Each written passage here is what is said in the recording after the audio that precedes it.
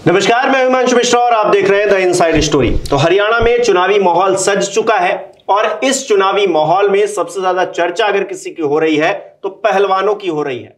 विनेश फोगाट और बजरंग पुनिया ने आज कांग्रेस पार्टी ज्वाइन कर ली है और दूसरी तरफ अगर देखें, दूसरे खेमे में देखें तो बबीता फोगाट है जो कि फोगाट सिस्टर्स में से एक है।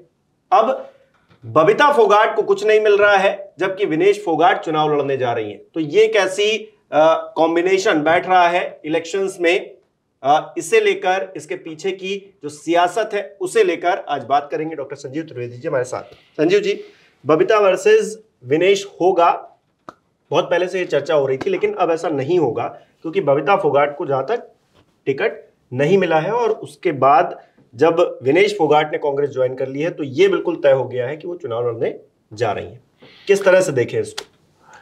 देखिए, ये जो फोगाट का परिवार है ये हरियाणा में एक, यूं कह लीजिए कि दंगल फिल्म जो आमिर खान की आई उसके बाद ये कहानियों का हिस्सा हो गया, कथा का हिस्सा हो गया।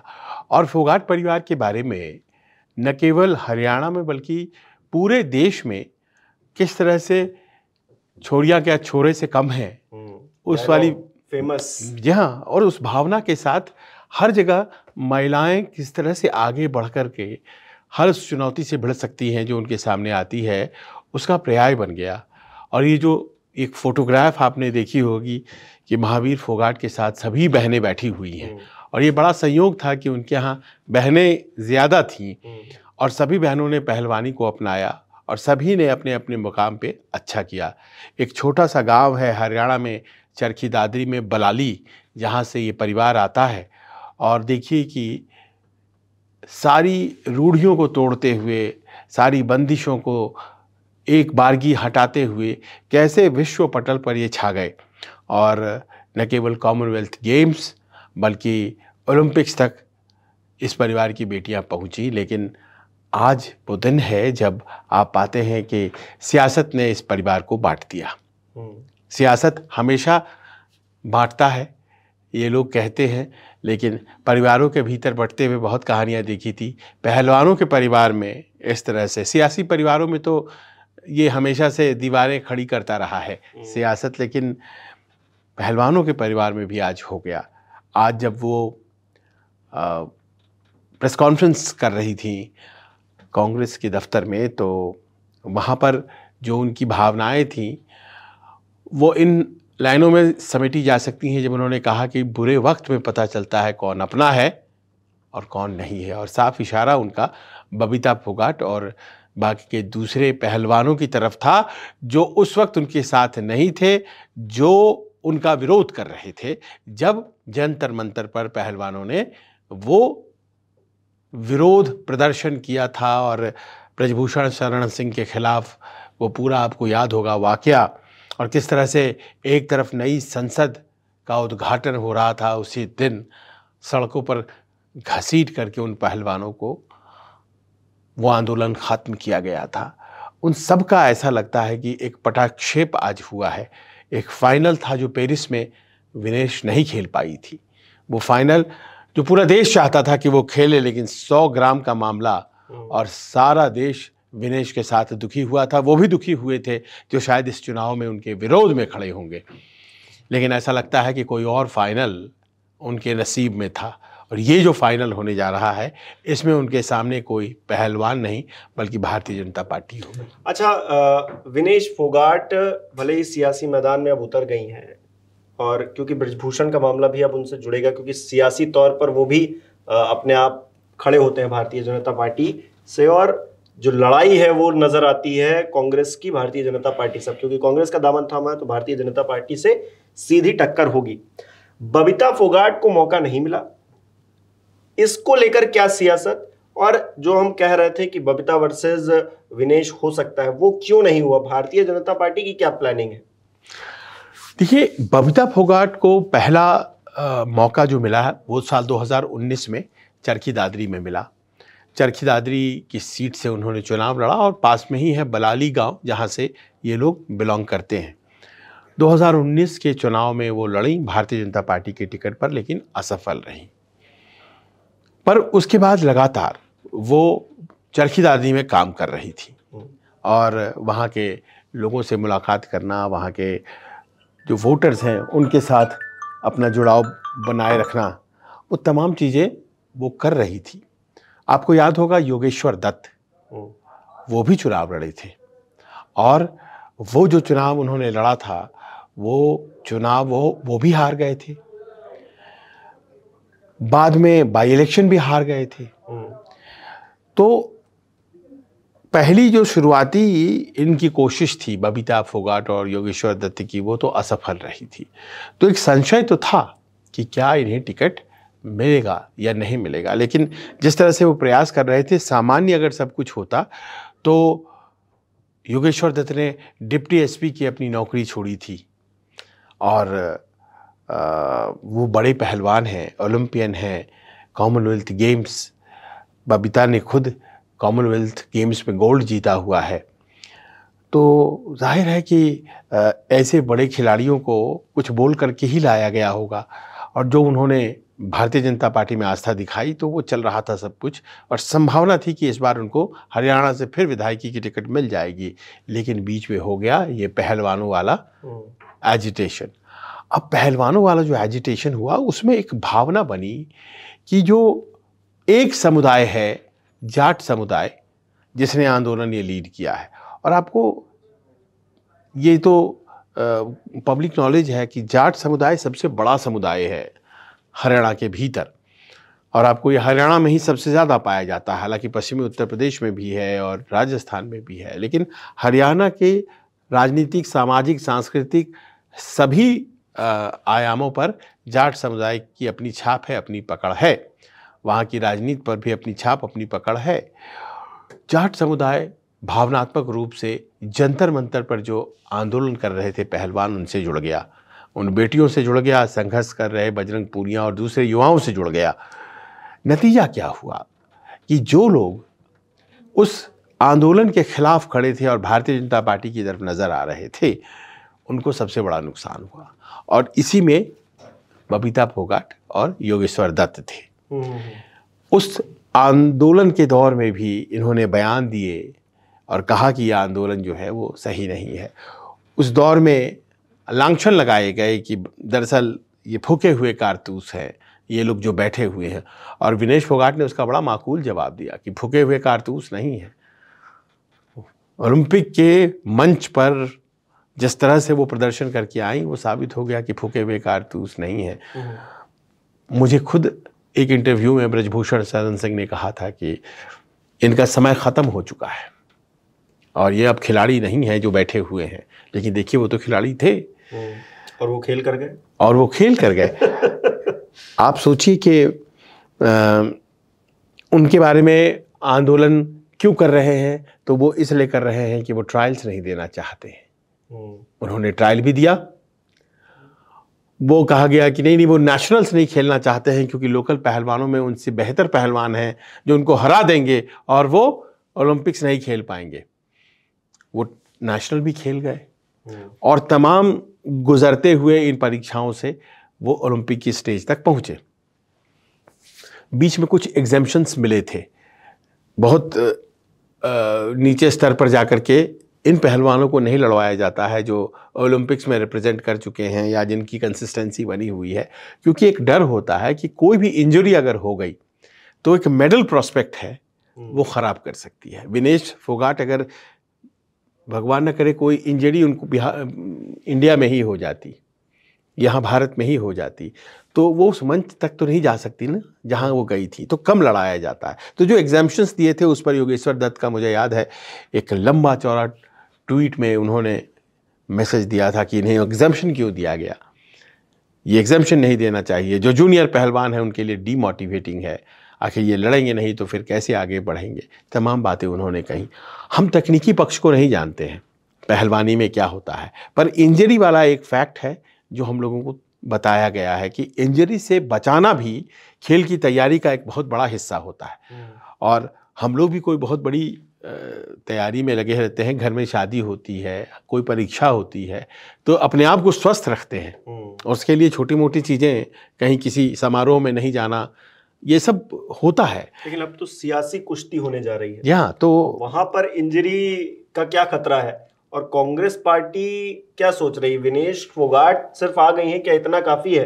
क्योंकि एक ओबीसी दांव खेलने की भी कोशिश कुमारी शैलजा की तरफ से, जिस तरह से वो पूरा एक दलित चेहरा उभारने की कोशिश, वो भी नजर आता है। तो ये एक तो लोकल पॉलिटिक्स हो गई हरियाणा के इर्द गिर्द, और एक जो बड़ा प्रोस्पेक्टिव बनाने की कोशिश हो रही, इसके बीच में कांग्रेस कहां पर आज की डेट पे खड़ी है? देखिए, कांग्रेस तो लाभार्थी है इस पूरे द्वंद का, जिसकी चर्चा हम लोग अभी कर रहे थे। इस द्वंद का फलाफल ये है, हासिल ये है कि कांग्रेस लाभ में रही। कांग्रेस जंतर मंतर में आंदोलनरत पहलवानों के साथ तब भी खड़ी थी, उसके बाद भी उसने बयान दिए। वहां पर आपको याद होगा तमाम कांग्रेसी नेता गए, प्रियंका गांधी गई, और जिस तरह से उस आंदोलन का साथ दिया गया और जिस तरह से खींचकर वहां से लोगों को हटाया गया, तो तमाम कांग्रेस नेताओं ने उन पहलवानों का साथ दिया। उससे तो बड़ा स्पष्ट था कि वो आंदोलन दरअसल कांग्रेस उसकी पक्षधर थी।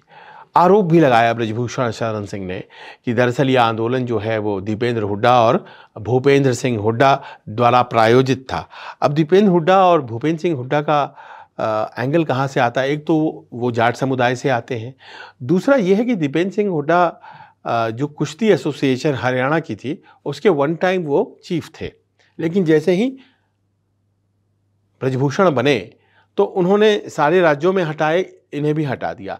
तो एक द्वंद था। भारतीय जनता पार्टी सत्ता में थी तो जाहिर है कि उन्होंने अपने लोगों को बनाया होगा, पर यह द्वंद तो था। लेकिन सबसे ज़्यादा मुहर तो तब लग गई जब विनेश फोगाट जिस दिन लौटी, उस दिन आपने देखा होगा कि वो विनेश फोगाट के स्वागत में सबसे आगे दीपेंद्र हुड्डा थे और कांग्रेस का वो तमाम अमला था। उसके बाद उनकी जो मुलाकातें हुई, वो मुलाकातें भूपेंद्र हुड्डा के परिवार से हुई, फिर मुलाकातें जो हैं वो सोनिया गांधी और राहुल गांधी और प्रियंका गांधी से हुई। पहली मुलाकात तो यूं ही हो गई, लेकिन जो दूसरी मुलाकात 2 दिन पहले हुई उससे बड़ा स्पष्ट हो गया कि दरअसल कहानी ये है कि अब लड़ाई में, चुनावी लड़ाई में वो भिड़ेंगी। वो लड़ाई ऐसी लड़ाई होगी जो रिंग की लड़ाई जो मिनट भर में ख़त्म हो जाती है 3 मिनटों में, वैसा नहीं होगा। उस मुलाकात में राहुल गांधी के साथ जो फोटोग्राफ आया वो सब कुछ करीब करीब कह गया।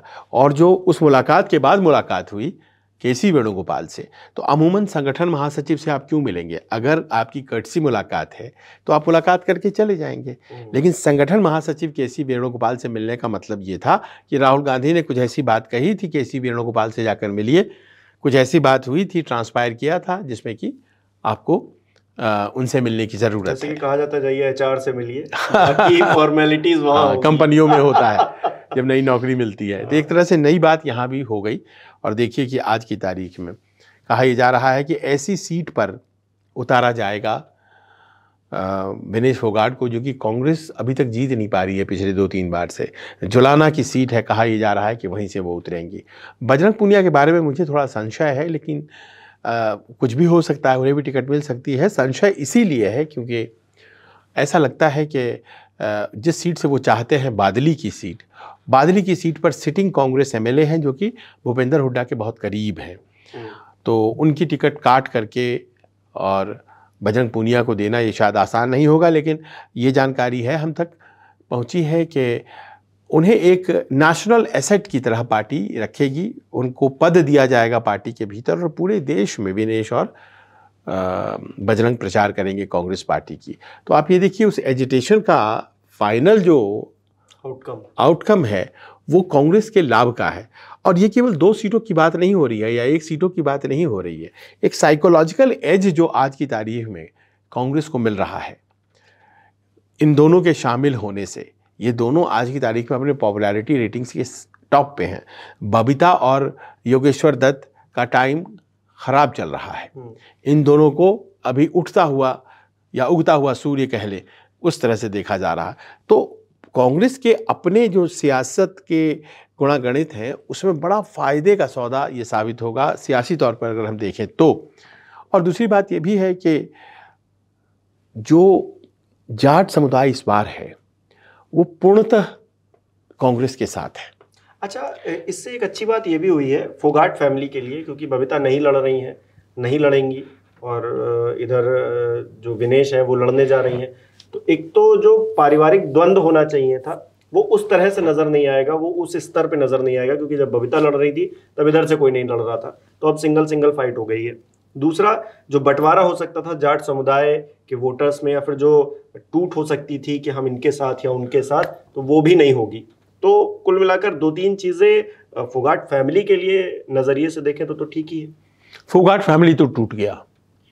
फोगाट फैमिली आपस में, आप अगर थोड़ा पीछे जाएं और वो जो ट्वीट्स को पढ़ें जो बबीता के पति ने, नहीं मन में कड़वाहट है लेकिन नहीं वो सार्वजनिक कर रहे हैं। जो और जैसे बबीता ने ट्वीट किया था जब विनेश डिस्क्वालीफाई हुई थी, तो वो सब सारी ट्वीट्स बताती हैं कि बड़ी कटुता आ गई है, इनके ताऊ की लड़की हैं विनेश। तो वो कटुता जो है वो अब वो मतलब क्या होता है कि आप अगर दिलों में दरार पड़ जाए तो फिर उसको पाटना बड़ा मुश्किल हो जाता है। लेकिन हो सकता है सियासी तौर पर हो, ये सियासी तौर पर जो चीज़ें हुई हैं उन्होंने उसी ने दिल में दरार पैदा किया है सियासी तौर पर। इसीलिए हम लोगों ने शुरुआत में बात की कि दरअसल सियासत घरों को तोड़ देता है, और ये वही यहाँ पर दिखाई पड़ रहा है कि चूंकि जाट समुदाय आज की तारीख में कांग्रेस के साथ आस्था रख रहा है। एक तो वजह उसकी है भूपेंद्र सिंह हुड्डा, जो कि उनके लिए फाइनल एक तरह से यूँ कहें कि डू और डाई की सिचुएशन में है वो, और उनको अपने पार्टी में भी बहुत कंपटीशन का सामना करना पड़ रहा है, आप जानते हैं। दूसरा ये है कि जो लोकसभा के चुनाव नतीजे हैं वो बताते हैं कि एक तरफा वोट इस समुदाय का मिल रहा है, और विनेश और बजरंग इसी समुदाय से आते हैं। कांग्रेस के साथ ये वोट इसलिए भी है क्योंकि वो एजिटेशन में पूरा हरियाणा जो है वो दो पक्षों में बट गया था, आपको याद होगा जंतर मंतर वाले एजिटेशन में, और ख़ास तौर पर जाट समुदाय तो एक तरफा आ गया था इनके साथ, और उसके बाद भी बट गए थे, पहलवान भी बढ़ गए थे। और उसके बाद ये इलेक्शन जो हो रहा है तो कहीं ना कहीं ऐसा लग रहा है कि खेल की सियासत और सियासत का खेल अब आ रहा है। तो पहले तो खेल में सियासत आई, ब्रजभूषण और विनेश फोगाट और ये तमाम रेसलिंग फेडरेशन ऑफ इंडिया का विरोध, फिर वहाँ जो चुनाव हुए, संजय सिंह चुने गए, ब्रजभूषण ने कहा दबदबा है और दबदबा कायम रहेगा, और आज की तारीख में देखिए कि वो दबदबा जो है उनका कायम है, क्योंकि उन्होंने फिर कहा है कि जब भी क्राइसिस आती है तो मैं और आगे चला जाता हूँ। ये डायलॉग जो है दबदबा वाला, ये फेमस हो गया। यहाँ ये फेमस हुआ, हर बार कुछ ना कुछ होता है तो दबदबा है कि दबदबा खत्म हो गया है, इस तरह की बात लोग बात कहते हैं। हाँ। अभी उन्होंने बोला है कि देखिए ऐसा है कि 96 में ऊपर मेरे ऊपर क्राइसिस आई तो हमारी पत्नी सांसद बन गई, उस वक्त हमें टिकट नहीं दिया गया, केतकी सिंह सांसद बन गई। अब फिर देखिए 2023 में क्राइसिस आई तो हमारे बेटे सांसद बन गए। तो हर बार जब क्राइसिस आती है तो हमारे परिवार में लोग सांसद बन जाते हैं। तो उनका तो खैर देखिए वो सियासत वहाँ से जो शुरू हुई, अब वो सियासत बढ़ते बढ़ते यहाँ पहुँच गई। असली बात यह है कि भावनात्मक रूप से अभी चूँकि जनमानस भारतीय जनता पार्टी जो जाट समाज है वो नहीं जुड़ना चाहता है बीजेपी से, इसलिए बबीता और योगेश्वर दत्त को टिकट दे करके टिकट को ख़राब करने जैसा था। ये उनको बुला करके समझा दिया गया, आपको वोट्स नहीं मिलेंगे, आपके इलाके में ही वोट नहीं मिलेंगे।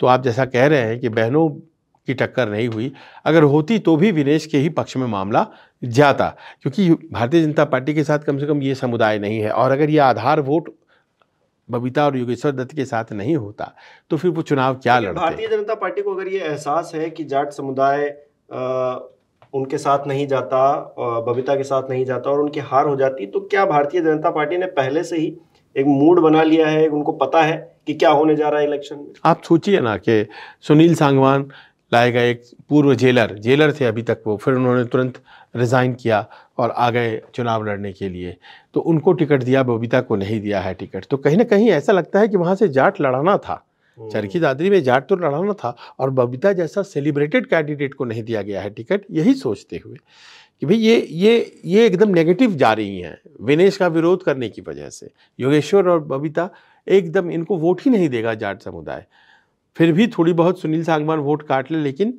ये नहीं काट पाएंगे। और देखिए इस बात को आखिर में समझिए, ये जो लोग हैं बड़े सीधे लोग हैं, शून्य से शिखर तक का इन्होंने सफ़र तय किया है और अपनी मेहनत और मेधा से किया है। इनके गाँव में जाइए, इनके घरों में जाइए आप, तो अब तो समृद्धि आ गई है, लेकिन जहाँ से इन्होंने शुरू किया था सिर्फ एक चीज़ इनको यहाँ तक लेकर के आई है, और वो है डेडिकेशन। ये बहुत 3-5 नहीं जानते हैं, ये बहुत राजनीतिज्ञ उस तरह के नहीं होते हैं और बड़े इमोशनल लोग होते हैं, बहुत ही संघर्ष करने की क्षमता रखते हैं, मादा रखते हैं। तो इस बात का बड़ा दुख है कि परिवारों में इस तरह से टूट हुई, या फिर पहलवानी का जो एक मुकाम इन्होंने तय किया है सामान्य नहीं है, ये आसान। वर्ल्ड स्टेज पर जिस तरह से बबीता फोगाट ने 3 बार कॉमनवेल्थ गोल्ड लिया है, छोटी बात नहीं है। योगेश्वर दत्त ने मेडल लिया है ओलंपिक्स में, वो गुरु हैं बजरंग पूनिया के, और बाकायदा बार बार अपने ट्वीट्स में लिखा है बजरंग पूनिया ने कि मेरे गुरु हैं। टीचर्स डे के मौके पर भी कई बार लिखा है। तो देखिए कितना दरार इस राजनीति ने ला दिया आज की तारीख में। इलेक्शन हो जाएगा, विनेश हो सकता है जीत जाएंगी, पर जो उससे इतर एक कहानी है पैरेलल, है ना, सियासत क्या क्या करवा सकती है, ये दास्तान पहलवानों के बारे में जरूर लिखी जाएगी। चलिए देखिए क्या होता है, क्योंकि अब विनेश फोगाट पूरी तरह से तैयार है सियासी खेला करने को। वो कितना खेला कर पाती हैं, वो कितना फायदा अपनी पार्टी को पहुंचा पाते हैं, क्योंकि अब वो कांग्रेस पार्टी के सदस्य हो गई हैं। इस सियासी कुश्ती में वो कितनी कारगर साबित होती हैं, ये आने वाला वक्त बताएगा। 8 तारीख को नतीजे बताएंगे, लेकिन 5 तारीख तक कुछ और खेला ना हो जाए इसकी भी संभावना है, क्योंकि भारतीय जनता पार्टी के नेता मजे हुए खिलाड़ी हैं, ये हर कोई जानता है। आपको क्या लगता है इस विषय में, हमें कमेंट करके बताइए। बहुत बहुत शुक्रिया।